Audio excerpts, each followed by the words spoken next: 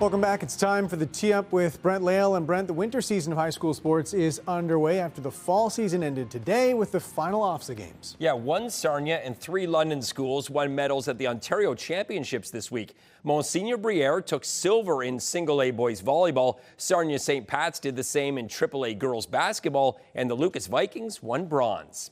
The Vikings were a true underdog story. They were only 4th place in TV Raw and had to win a playoff game just to get to Wausau. There, they were the 3 seed and surprisingly won the tournament. At OFSAA, they entered as the 5 seed and made it all the way to the semis before finishing 3rd in Ontario.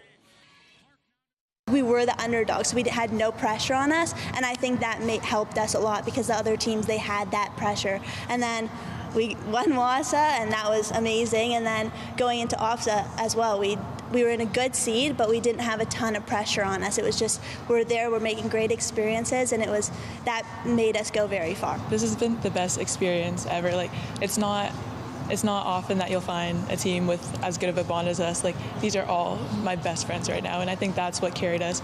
I think the bond of the team is better than any type of skill that you can have, so that's just really what carried us through this season.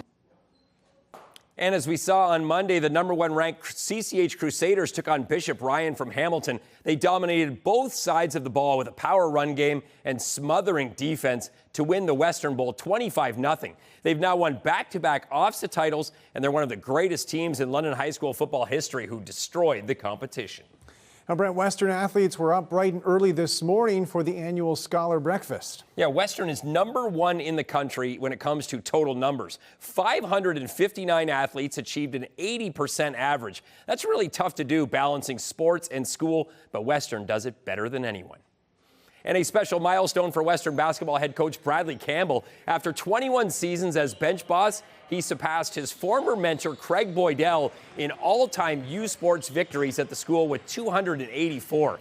Western is 14-8, first in the OUA West, and ranked among the best teams in Canada.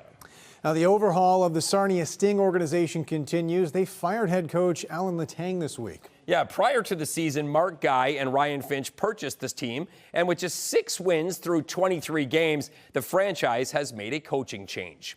This week, they hired Matthew Turcotte as their new head coach. He brings extensive experience from the Quebec League, Hockey Canada, and development programs. His recent work includes a gold medal as head coach of Canada White at the U17 Challenge last year and a silver at the U18s as an assistant. And this week, Brent, the Inter-County Baseball League announced it would be rebranding to a professional league. Yeah, this is more of a procedural move, Carlisle, to make sure all the teams are filing proper paperwork and making payments to the players more formal. But there was one particular on-field change which will improve the fan experience. Say goodbye to those 4-hour Inter-County Baseball League games. We're going to have a pitch clock. This week, the IBL rebranded to a professional league, calling itself the CBL. Among the major changes will be the implementation of a 15 to 18-second pitch timer, similar to Major League Baseball. We got a bunch of kids, young kids that need to get to bed by 10:30. At the latest, hopefully we're getting them home in time, cut the games down 20 minutes or so. Former pitcher and 2-time IBL champion Braden Farrington is in favor. You don't want to be there for 4 hours. Especially when you see big league games coming in at 2 hours, 220, max 250. The regular season and playoff formats will be restructured. A salary cap and more import spots will be added. The changes come at a time when attendance is booming.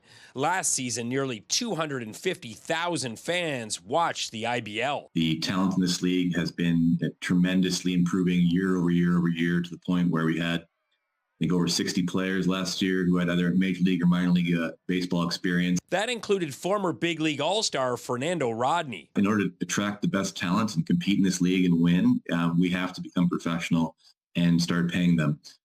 To date, players have come in for a variety of different costs and expenses that we've reimbursed them for, mileage and travel costs, and in some cases accommodation, and some other types of per diems. But in order to take it to the next level, we have to become a professional. As a player, it gives you more security and, free space to have an understanding of, okay, I am getting paid, not when I'm getting paid. That's going to draw bigger and better players that have played somewhere. The league also says the ticket prices shouldn't be impacted by the rebrand, and they will be preserving the 108-year history of the IBL.